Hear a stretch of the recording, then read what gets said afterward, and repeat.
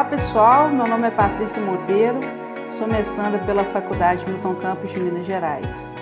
Gostaria de parabenizar os organizadores do Congresso Internacional de Altos Estudos em Direito, especialmente aqueles que trabalharam na submissão dos artigos, que em tão pouco tempo conseguiram fazer uma grande contribuição para o texto final desse estudo. Quero parabenizar também todos os participantes deste congresso que buscam se capacitar e crescer em suas carreiras. A Suprema Corte dos Estados Unidos não julga mais de 120 processos por ano. Em menos de um mês, 40 ações sobre coronavírus chegaram ao Supremo Tribunal Federal. Esse dado despertou o interesse pelo tema da judicialização da pandemia do coronavírus no Brasil. Não tenho a pretensão com este estudo esgotar a matéria, muito pelo contrário. A intenção é despertar o interesse pelo tema e aprofundar a pesquisa deste fenômeno no Brasil. O trabalho foi dividido em 5 tópicos. O primeiro, a judicialização, o segundo, críticas à judicialização, o terceiro, a pandemia do novo coronavírus, o quarto, a judicialização da pandemia no STF e o quinto e último, o direito à saúde. O colapso do sistema de saúde pública no Brasil é iminente, conforme reiteradamente anunciado pelo Ministério da Saúde. Portanto, as medidas para enfrentamento da emergência de saúde pública do coronavírus têm que ser tomadas de forma rápida e efetiva. No entanto, o que se tem evidenciado é a inércia do poder público e a adoção de ações contrárias ao protocolo adotado pela Organização Mundial da Saúde.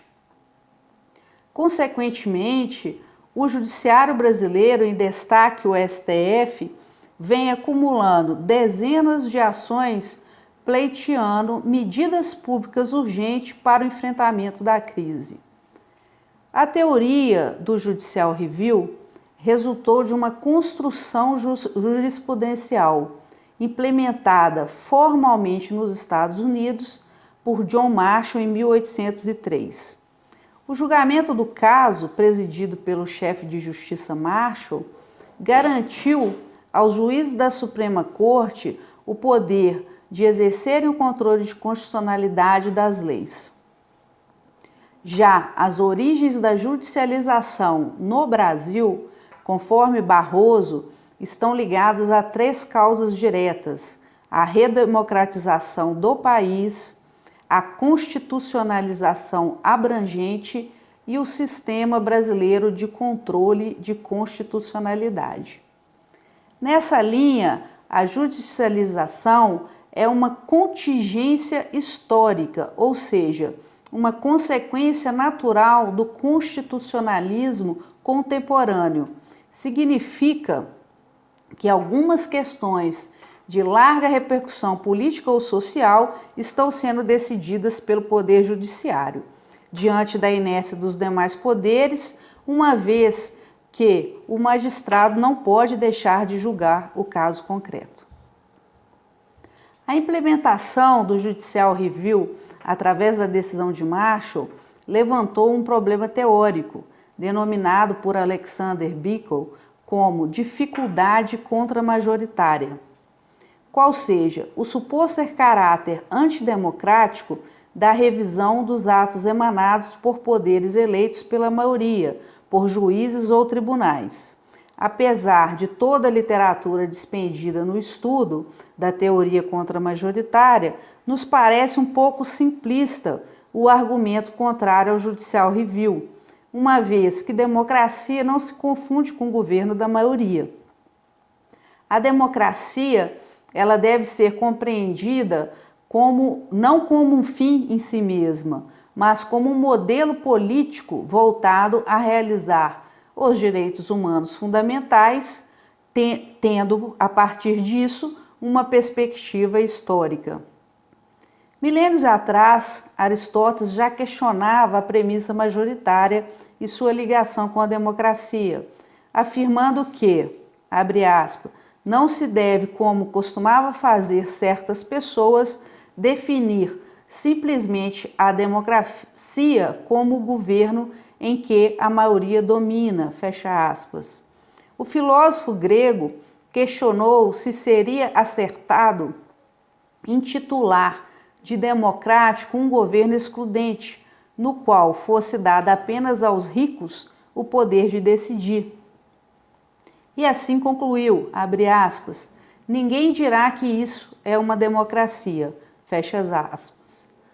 Para Dworkin, a democracia, abre aspas, requer uma cultura de argumento político e respeito, não apenas uma maioria como regra, fecha aspas. O voto da maioria não é a única maneira de chegar a decisões justas. Um presidente eleito pelo povo pode provocar mais danos em um único mandato que o judiciário ao longo de toda a sua história, como foi o caso Bush nos Estados Unidos. Outro exemplo citado por Dworkin é a pena capital nos Estados Unidos, prevista por maioria em vários estados, mas que ele particularmente considera moralmente errada. A segunda forte crítica feita ao Judicial Review é a suposta politização do judiciário. Seus defensores argumentam que o intérprete da lei estaria tomando decisões políticas e não jurídicas. Não há um consenso no meio jurídico nem fora dele sobre a fronteira tênue existente entre esfera jurídica e política. Alex de Tocqueville, séculos atrás, constatou uma realidade que não é específica da cultura norte-americana, apesar de ter se referido à mesma. Abre aspas, é muito difícil existir nos Estados Unidos uma questão política que não se transforme mais cedo ou mais tarde em uma questão jurídica, fecha aspas. Embora tênue a divisão entre política e direito, uma decisão judicial jamais poderá ser qualificada como política no sentido de livre escolha, de discricionariedade plena. O poder jurisdicional está limitado pelo princípio da fundamentação das decisões judiciais, mediante o emprego de uma argumentação racional e persuasiva, sob pena de nulidade.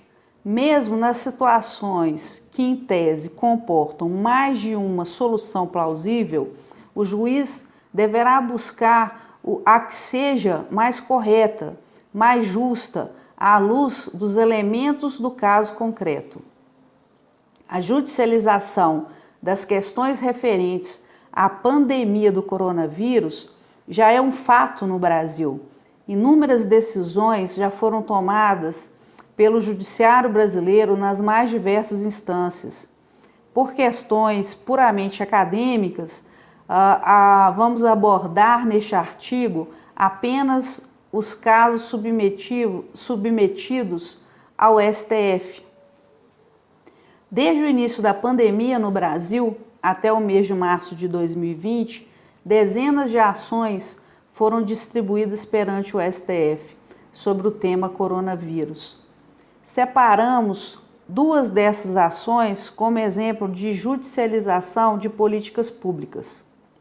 A primeira são os voos internacionais e fronteiras, onde no mandado de segurança 36997, o partido Podemos pede a concessão de liminar para sanar o que qualificou de ato omissivo do presidente da República, Jair Bolsonaro, em reduzir a propagação do coronavírus no Brasil. A segunda são medidas de enfrentamento à pandemia do novo coronavírus. A Ordem dos Advogados do Brasil, através da arguição de descumprimento de preceito fundamental número 672, pede que a Presidência da República se abstenha de adotar medidas de enfrentamento à pandemia do novo coronavírus, que contrariem as orientações técnicas e sanitárias das autoridades nacionais, Ministério da Saúde e internacionais, OMS. A saúde foi reconhecida como um direito humano em 1946, a partir da Constituição da OMS, como o completo bem-estar físico, mental e social, e não apenas a ausência de doenças e outros agravos. A referida carta também estabelece que os governos têm responsabilidade pela saúde de seus povos, a qual só pode ser assumida pelo estabelecimento de medidas sanitárias e sociais adequadas. Essa responsabilidade pela saúde fica ainda mais evidente frente à atual pandemia. O Estado tem o poder-dever de implementar medidas sanitárias e sociais adequadas. Em outras palavras, não basta que o direito social à saúde esteja elencado no artigo 6º da Constituição Federal sem que haja sua implementação.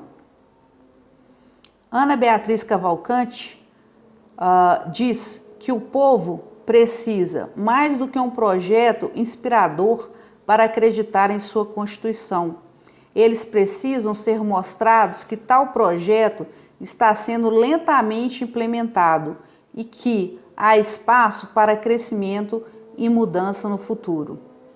E diante da lacuna deixada pelos poderes, executivo e legislativo, o judiciário não pode se abster na proteção dos direitos fundamentais previstos na Constituição de 88. De acordo com a professora Luciana Souza, o Poder Judiciário possui o dever de agir como agente político por meio de decisões estruturantes que viabilizem as políticas públicas cujo escopo seja concretizar direitos fundamentais previstos na Constituição da República. E ainda, nas palavras de Barroso, abre aspas, o Judiciário é o guardião da Constituição e deve fazer valer, em nome dos direitos fundamentais e dos valores e procedimentos democráticos, inclusive em face dos outros poderes. Fecha aspas. Por fim, conforme afirma Maria Paula Dallari, esta é uma atuação imprópria, posto que compete à administração pública e não aos magistrados, via de regra, a implementação de políticas públicas. Todavia, não é um caminho constitucionalmente inválido, desde que a judicialização se atenha ao seu papel excepcional de resolver omissão estatal frente a direitos fundamentais que precisam de efetivação. Conclui que a democracia não é um mero conceito abstrato e estático, não é um valor fim, mas meio e instrumento de realização de valores essenciais de convivência humana, que se traduzem basicamente nos direitos fundamentais do homem e que, se por um lado a judicialização tem servido bem, fortalecendo a democracia no sentido amplo, ou seja, ampliando as vias de acesso do povo às questões sociais, por outro lado, o excesso de demandas que estão sendo trazidas ao judiciário revelam uma fragilidade democrática, um desequilíbrio entre poderes pelo maior protagonismo do judiciário. Meu muito obrigada e um excelente congresso a todos. Um grande abraço.